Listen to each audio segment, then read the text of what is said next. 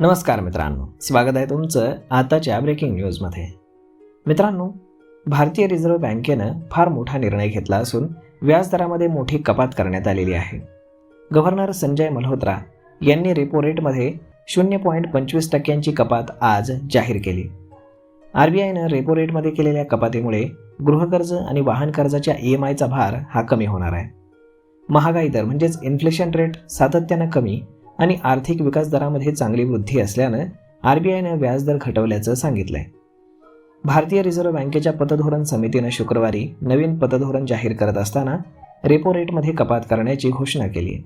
त्यानुसार रेपो रेटमध्ये 0.25% कपात करण्यात आली आहे. त्यामुळे रेपो रेट आता 5.25% पातळीवर येऊन पोहोचलाय. रेपो रेटमध्ये 0.25% कपात करण्याचा रिझर्व्ह बँकेचा हा निर्णय सर्वसामान्य ग्राहकांसाठी मोठा दिलासा मानला जातोय. रेपो रेटमध्ये कपात झाल्यानं आता सरकारी आणि खाजगी बँकांकडनं गृहकर्ज, वाहन कर्ज आणि वैयक्तिक कर्जाच्या दरामध्ये कपात केली जाऊ शकते. त्यामुळे सर्वसामान्य लोकांचा गृहकर्जाचा आणि वाहन कर्जाचा मासिक हप्ता अर्थात EMIची रक्कम घटण्याची दाट शक्यता आहे. यामुळे सामान्य ग्राहकांमध्ये आनंदाचं वातावरण आहे.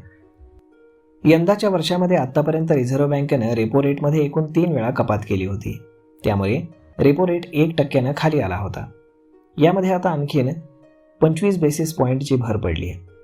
फेब्रुवारीच्या बैठकीमध्ये RBIनं रेपो रेट हा 6.50% वरनं 6.25% कमी केला होता. चलनविषयक धोरण समिती ही कपात जवळपास 5 वर्षांनी करत होती. तर दुसऱ्यांदा एप्रिलच्या बैठकीमध्ये देखील रेपो रेट कमी करण्यात आला आणि त्यानंतर आत्ता देखील.